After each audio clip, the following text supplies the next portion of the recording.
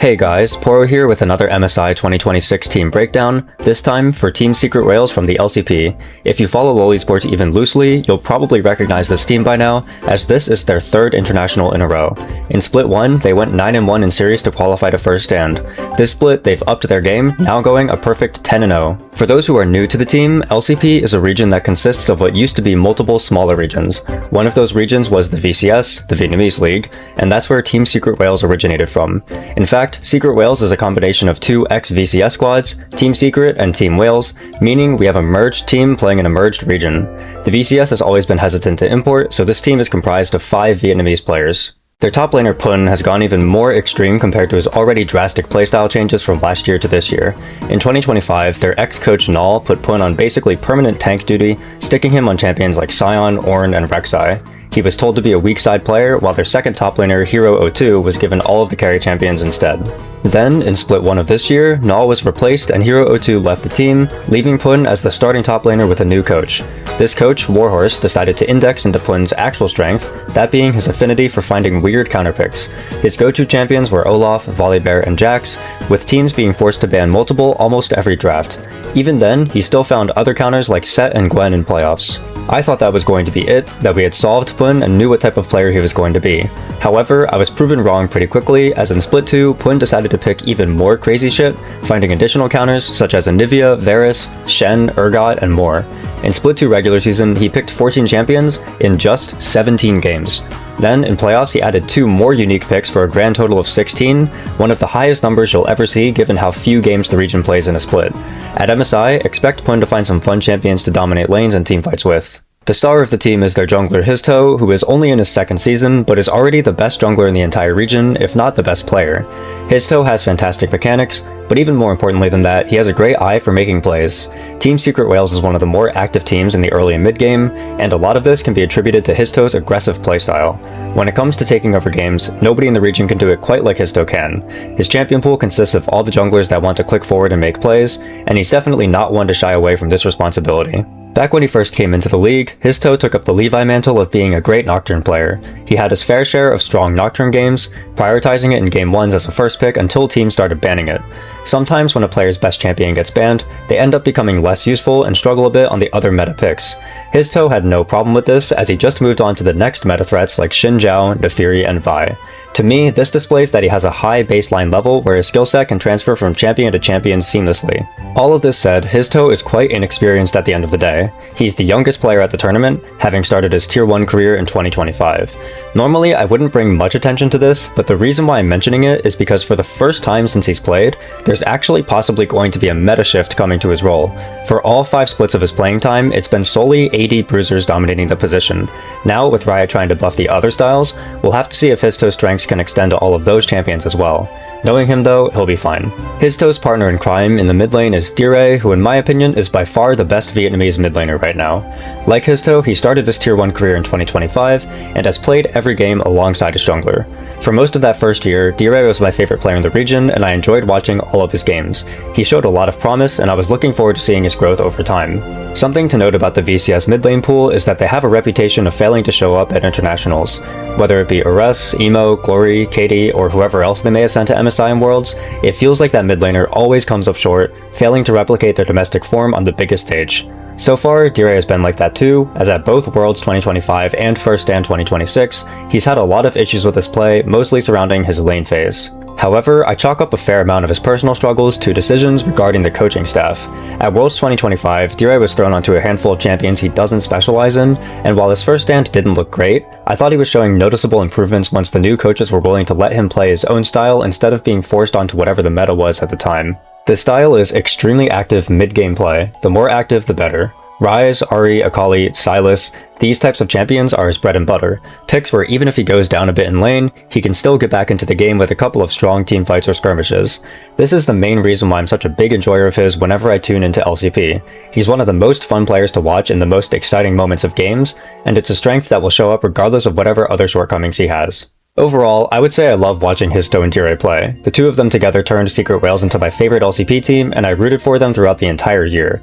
Their AD carry, Eddie, however, I have a much more complicated relationship with.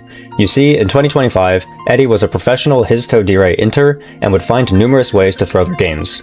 CFO stood atop the region in all three splits, and in my opinion, Eddie was a big reason why. That said, the inting isn't necessarily without good reason. You see, Eddie is a mechanical player. In terms of raw micro, he's probably right up there with Doggo for being at the top of the region. Additionally, Eddie is a huge skill checker. If he sees the angle to outplay 1, 2, or 5 people on the enemy team, he's taking it without hesitation. What this means is that he ends up in a lot of compromising positions, and while sometimes he loses the game on the spot, he just as often wins the game on the spot as well. It's a super stressful style to watch when I'm cheering for the team, but realistically, it's this exact style that made Eddie's strengths the way they are. Through all of these skill checks, he's developed an ability to teamfight at a high level most of the time, and he's the main carry for the team come late game. You can say what you want about his consistency, but if he's the primary damage dealer and the team is undefeated on the split, it must mean he's doing his job well enough. At MSI 2026, definitely expect him to troll a game or two, but if Team Secret Whales do win some series, he'll be a big reason why. Finally, their newest pickup at the start of 2026 is veteran support BA. In Split 1, I wasn't too sure about his fit with the team. I had always viewed BA as nothing more than a decent support in years prior, and thought he would be a clear downgrade to Taki. Team Secret Whales have a specific style to play, and I wasn't sure if BA would be able to keep up. For that first split, it was a bit up and down. I still felt like Taki was a slightly better fit, and came away feeling lukewarm on the change. In Split 2 though, it felt to me like BA finally discarded whatever semblance of sanity he had left, and he fully embraced the crazy fast-paced style of the team. While he had his fair share of Enchanter games, as that was the meta, it didn't stop him from finding ways to splash in plenty of hyperactive supports like Nautilus, Bard, Elise, and even what has become his signature pocket pick, Skarner. In fact, I would say definitely be prepared to see that Skarner at MSI. He's locked it in for every playoff series, 2 of them in Game 1. Now that BA is down to fuck around just as much as the rest of the squad, I've been able to get a stronger grasp of his strength as a team fighter, as he's able to full send any good angles he can find while knowing the rest of the team will back it up with full confidence. If you couldn't tell already, the style I'm alluding to that this team plays as a unit is to fight as much as possible. In true VCS fashion, Secret Whales pride themselves on mechanical prowess, grabbing their wins by force through relentless pursuit. If you're expecting an all-hands no-brain team though, think again. You don't dominate a region for 2 splits straight by being stupid, and Secret Whales have some big strengths that separate themselves from the stereotypical all-in teams. The biggest strength to note is that while this team may hunt for fights all the time and then create as much chaos as possible, don't think that all they're doing is clicking forward and hoping for the best. The execution of the fights from a team-wide perspective is fantastic, and they've become one of the best combo teams maybe in the entire world. While drafting, even through all of their weird picks, they never neglect their teamfight structure, making sure to have clear assignments for who is doing what in fights. An obvious example of this would be their affinity for Vi-Ahri comps. I won't say Secret Whales are the best Vi-Ahri team in the world, because they have some issues with the duo, specifically that sometimes Dire's lane phase with Ahri could use a lot of work. What I will say though is that out of every Vi-Ahri team I've seen, no team is as decisive with using the combo as they are. A lot of people have their issues with Vi-Ahri for being too one-dimensional, not reliable, whatever else they may say, but that's because they haven't seen what the combo looks like in mid-game when it's been brutally tested to the absolute limit. Some of the teamfight starters and picks I've seen Histo and Dire get together with these champions don't even look real. Those two, along with the rest of the team with them, have full confidence every time they pull the trigger, and they brute force that first kill with an extremely high success rate. It's not just Vi-Ahri either. I may be focusing in on this combo since it appears a lot globally, but the point is that in 95% of their games, one of either mid or jungle has a setup champion and the other has a kill champion, and the duo of Histo and Dire have great mid-game synergy with each other. Sejuani Silas, Xinjiao Orianna, Lee Sin Annie, Nefiri Lysandra, Jarvan Cassiopeia, and even a Game 5 Kiana Vex. No matter what the picks are, they can always sync up and work together to deliver a great 1-2 punch. It's because of this style that I'm down for the crazy shit the rest of the team does to complement it. Point on his weird counter picks, Eddie with his wild outplay attempts, and now BA2 with his more hectic gameplay. All of this compounds together into a super scary teamfight where everyone knows what's going on at all times, and they find a lot of coordination in what seems like just chaos. What I would say is to pay attention to how all of their teamfights start. For lesser teams who try to emulate the style, it usually looks a bit something like this. One person sees an angle and goes in, everyone else clicks forward and tries to follow up, and a crazy fight starts and whichever team has better hands will win. That's the normal formula. When Secret Whale starts a fight though, the first 3 to 5 seconds of it are usually extremely clean, with all 5 players being on the same page, and executing a high-level combo play with good precision. Then, after those first 5 seconds, that's when everyone goes off and does their own thing and tries to mechanically outplay. Those first few seconds though are all the difference, and it's what sets Secret Whales apart from all the teams below them. Then there's the other facet of the game, which is how they get to those team fights to begin with. The solution they came up with is to do everything in their power to accelerate early game as quickly as possible. Histo starts out by making a play somewhere, usually mid lane with that combo, and then he and Dire will roam around together trying to force a fight somewhere, whether that be in a side lane, over some camps, or even just for map pressure. Through this, they'll develop their initial lead, and that's when they'll start trying to hammer in their advantages to win games fast. In most of their wins, the team had a massive gold lead in the first 10 to 15 minutes of the game. The team also has their fair share of weaknesses though, mostly coming down to individual errors at different stages of the game. While the team does well at making early game plays and getting leads that way, the lanes in isolation can be a bit flippy at times. Pun and Eddie specifically try to squeeze out a lot from their 1v1s and 2v2s, and this can sometimes lead to unplanned deaths that make the game hard. The biggest laning problem though is Dire, which I mentioned a bit earlier. To put it simply, at both Worlds 2025 and First Stand 2026, Dire was completely outclassed by basically every enemy mid laner in the first 8 to 10 minutes of the game, racking up solo deaths and large CS differentials. Having a strong mid game can only do so much for you when you start the mid game down 1k individual gold, and I'm once again concerned about how Dire's lanes will go. He can hold up relatively fine domestically, and would probably hold up fine in most regions, but the problem with international play is that it's only the best teams that will go, and therefore some of the best mid laners. Maybe partially due to the mid laners level in the region, Dire hasn't quite figured out a way to survive lane phase and lose gracefully yet, and until he does, it will continue to be a thorn in Secret Whales' side for their international play. The team will also have to worry about Eddie's tendency to die in pivotal moments in late game.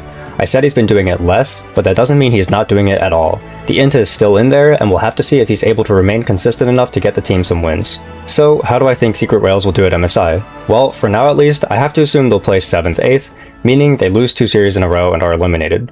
When I think about Secret Whales matchups across the board at this event, I do get a bit worried. While I think they could contend with the 2 seeds and play-ins, when it comes to the main stage, the bracket certainly isn't doing them any favors. Their round 1 match is set to be against either HLE or Lion, and both stylistically could pose some challenges. HLE are one of, if not the best teams at the tournament, so beating them is probably just a pipe dream, so the more interesting possibility of the two is against Lion. Lion are a very slow and methodical team specializing in macro, something they should have the edge on against Secret Whales. While I think Secret Whales can generate leads against Lion's slow early play, the issue is what comes afterwards.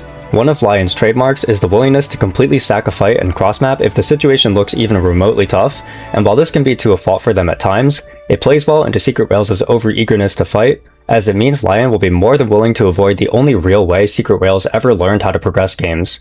This means, unless Secret Whales can keep up with Lion's map movements, it will be hard for them to not get lost in late game. I would personally predict Lion to win the series, and from there, Secret Whales would have to battle it out against another strong team in lower bracket. As much as I enjoy watching them, they haven't been able to prove through the internationals they've attended that they actually figured out the macro to win at a higher level. The improvements in consistency, fight selection, and draft identity are there, but until I see them topple a top team from another region, I'll find it hard to trust that they could just brute force their way to wins in the same fashion a strong aggressive team like BLG can. I'm looking forward to watching the team with optimism, but it'll definitely be a challenging run for them if they want to do some damage. That's all I have for you for this one. 4 down, 7 to go. I have a Patreon for people who want to support the channel more, the link to that will be in the description. I post fun stuff there like scripts, tier lists, and Poro drawing videos. If you sign up for the $10 tier, I'll even draw you a custom Poro like the ones on the screen now. Thanks for watching, and I'll see you all for the next breakdown. Bye!